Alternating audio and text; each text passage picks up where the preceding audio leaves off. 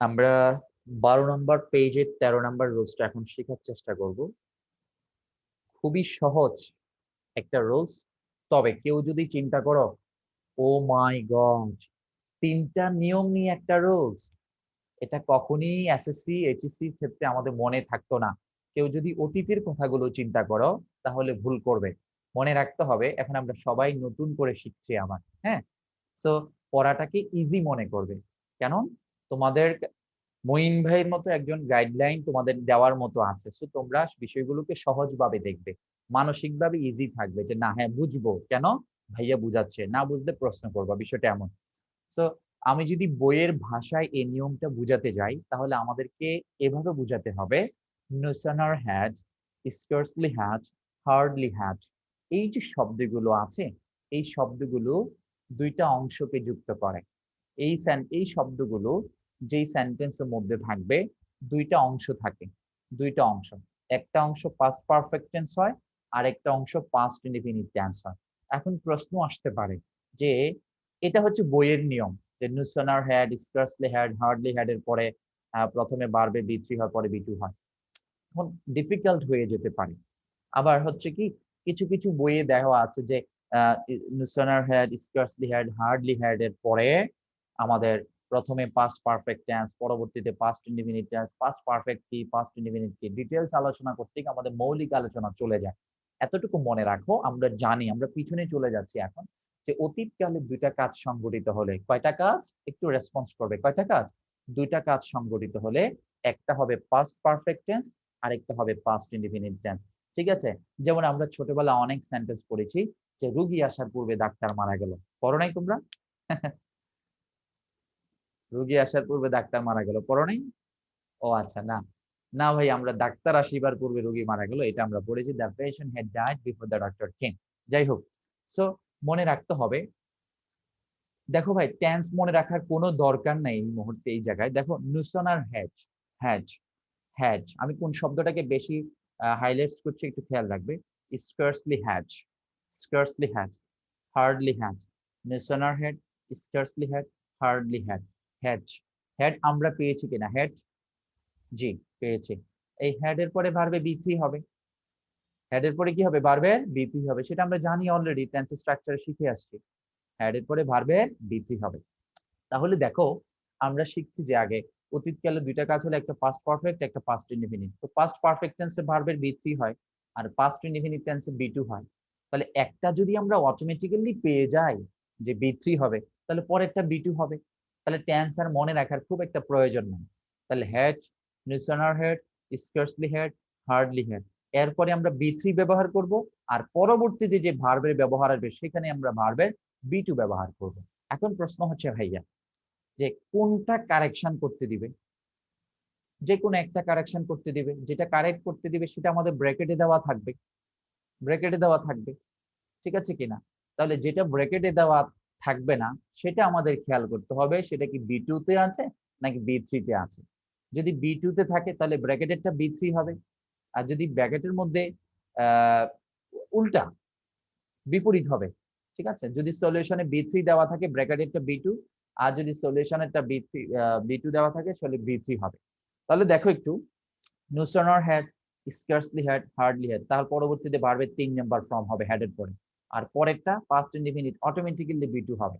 একটা সেন্টেন্স দেখো, hardly had, had আছে কিনা, একজন একটু রেসপন্স করো আমার সাথে, কে করবে?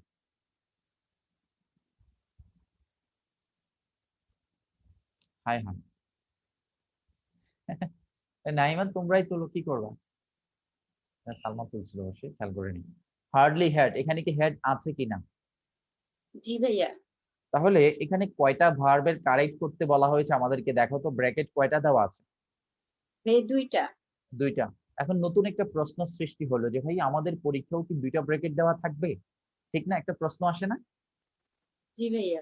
এই পর্যন্ত গত 15-20 বছরের মধ্যে আমি দেখিনি দুইটা ব্র্যাকেট দেওয়া। কথা কি বুঝা গেছে? একটাই ব্র্যাকেট দেওয়া থাকে, যে কোনো একটা। আচ্ছা, না ভাইয়া আমাদের সময় দুইটা ব্র্যাকেট দিতে পারে, দিক, আমাদের অসুবিধা নেই।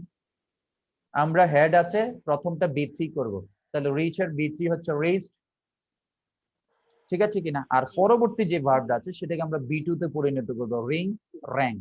ring ring ring ring rang ring ring rang বুঝতে পেরেছো? সবাই কি বুঝতে পেরেছো?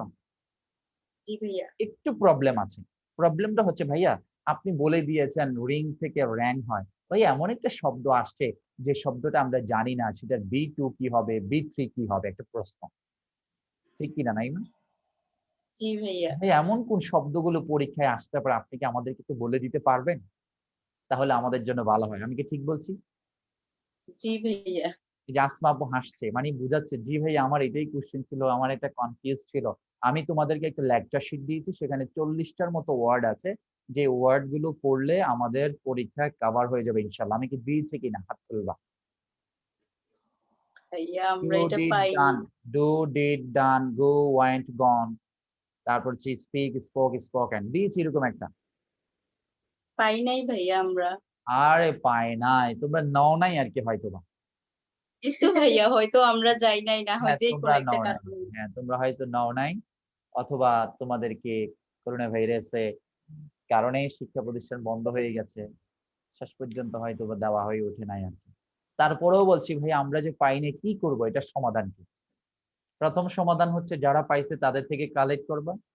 এখন কারা পাইছে সেটাও তো আমরা জানি না। তখন কি করব? তাহলে বলি, যেই শব্দগুলো আমরা এখানে ব্যবহার শিখছি, রাইট ফর্ম বা কারেকশন, ডাব্লিউএস কোশ্চেন, এই শব্দগুলোর ব্যবহারই পরীক্ষায় আসবে। এর বাহিরে এক্সাম্পল আসার খুব একটা সুযোগ ইনশাআল্লাহ নাই। সো যে এক্সাম্পল গুলো আমি পড়াচ্ছি সেই এক্সাম্পল গুলো তোমরা পড়ে ফেলো। এতটুকু বলতে পারি পরীক্ষা ইনশাআল্লাহ কভার হবে। কিভাবে ভাইয়া? প্রমাণ কি? যদি না আসে আমি বিগত ১০ বছরে কোশ্চেন সলভ করে দিয়ে প্রমাণ করে দিয়েছি। আমার বই এবং এক্সাম্পল গুলো থেকে হুবহু যে আসছে। রাইট? জি ভাইয়া। ইনশাআল্লাহ। আশা করি এই মুহূর্তে আর প্রশ্ন থাকার কথা না। জি ভাইয়া আর নাই।